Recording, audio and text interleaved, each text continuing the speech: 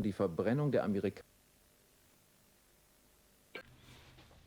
What is up, my beautiful mates of YouTube? My name is Aussie Marcel, and in today's video I'm going to be talking about 5 versatile fragrances that you can wear any season, any occasion, but especially this summer. And I've also got 3 honorable mentions. But before that, if you want to enter the giveaway for our Marf's Le Parfait Pour Homme, all you have to do to enter is be subscribed to the Aussie Marcel YouTube channel, be following the Aussie Marcel Instagram, and if you haven't already entered, drop a comment below. Also guys, you've got to be in Australia just for these first few giveaways until international shipping becomes a little cheaper and a little quicker. You know, around the holiday season, international shipping is always super expensive and it's like unnecessarily long. So we'll wait a little bit for that to cool down, and I'm going to start doing international giveaways as well. I've got a question for all my beautiful mates here. What do you think the most versatile fragrance of all time is? All seasons, all occasions? Let me know in the comments below. Alrighty then, my fragrance of the day is Versace Pour Homme. And this is also the first one on the list, but before we talk about that, I got 3 versatile honorable mentions, and they are YSL's Kouros, Drakkar Noir by Guy Laroche, and any of the CK1 summer fragrances. Now, why you would want to wear Kouros is because it is the epitome of masculinity. This is one of those fragrances that you can wear all seasons, all occasions. Even in the high heat of summer, a single spray of this is sufficient. It's clean, musky, but it's also dirty at the same time. They don't make fragrances like this anymore.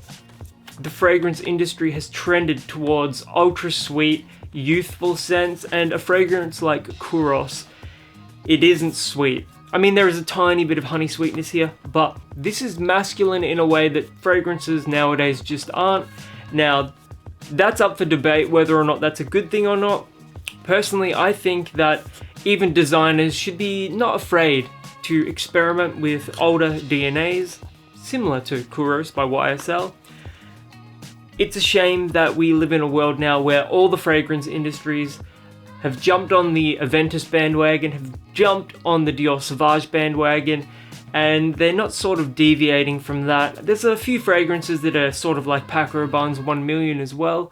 Look, I understand that they've got to make money, they've got profit margins, etc.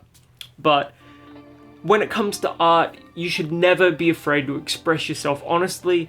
Very rarely do artists express themselves honestly when there is the prospect of a big payday that is always going to influence the art in a negative way.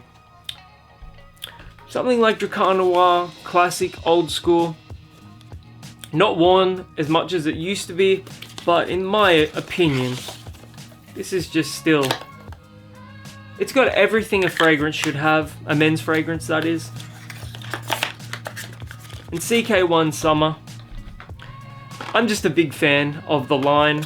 I think they smell better than CK1, and I'm somebody that used to despise CK1, but I've come around on that fragrance so much over the last few years. But CK1 Summer, they all smell so sexy. They all smell a little unique. This one sort of has a tropical pina colada vibe to it. And I like that they do something a little different every year. That's to be commended. And I know that there's sort of an ulterior motive there. They get to sell more because they're a little different every year. But still, credit where credit is due. Now, first of the 5, Versace Pour Homme. This is about as versatile as a fragrance gets. It's very masculine, but it also has this like really gentle floral note to it, and there's just something about it that it screams a little ambiguous to me. I don't know what it is exactly. It is a masculine smelling fragrance, don't get me wrong. You're not going to smell like a girl wearing this, but it's just such a lovely fragrance that honestly, I think the right woman could pull this one off. I truly believe that. Performance is decent at over 6 hours, and price, you can pick this one up for less than $60 Australian on special at Priceline and Chemist Warehouse. This is just an affordable, great smelling, good performing fragrance. It just checks every single box. Next up is going to be the most controversial one on this list, and I'm already wearing it on my hand. I used to rock the hell out of this fragrance, and that is Bulgari Black. It is a unisex fragrance, and it has been discontinued sadly. To some people it smells like latex, to others it smells sort of like burning rubber. To me it comes across as vanilla forwards and a little leathery, but I also get the latex and the rubber comparisons. This is an incredibly sexy, dark, edgy, versatile scent. The vanilla note here is the one that really brings it that versatility, because I find vanilla to be one of those notes that you can wear any season, and it is the most prominent note here, along with that leather. My taste always veers towards these dark, edgy scents. I love the smell of, something like CK1 Summer, obviously. I love the smell of Versace Pour On. But I fell in love with perfumery because of scents like Bulgari Black.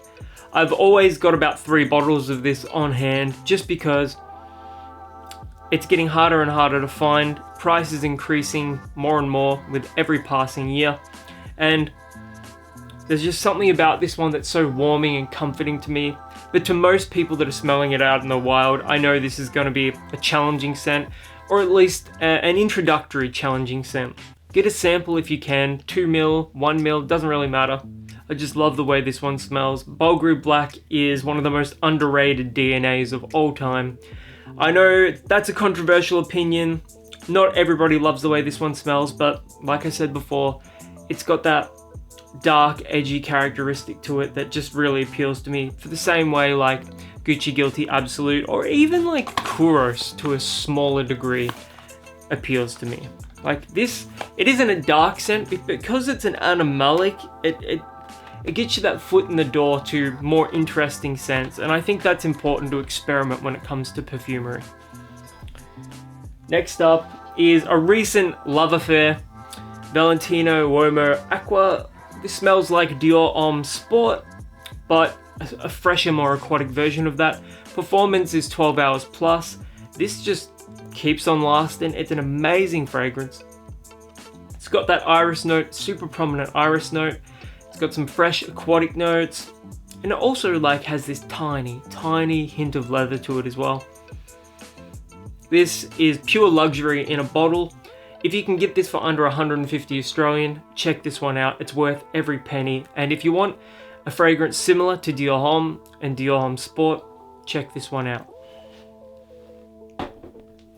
Next up isn't a fragrance that I'm the biggest fan of, but I recognize the versatility, and that is why I'm recommending it.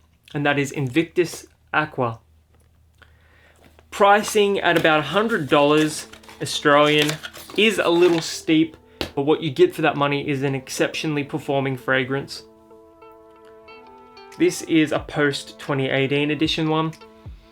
And one of the notes here, ambergris, makes this very dense and makes it perform like a beast as well. This is a very aquatic, salty, ambergris forward scent, and I can't emphasize the ambergris enough. This is an ambergris bomb. It is very dense. It lasts for over 12 hours on my skin. One spray is going to be sufficient with this one. That is enough. I know it gets compared most often to Mont Blanc Legend Spirit, but that fragrance I find that you can wear 2-3 sprays of it, whereas this one, anything more than a single spray will choke out a room. Wear 3 sprays of this one and you are going to offend people with how dense it is. But I know there are a lot of people out there that do like wearing stronger scents. They like making themselves known in a room. So if it's the high heat of summer and you want to make yourself known, Invictus Aqua is going to be the scent for you.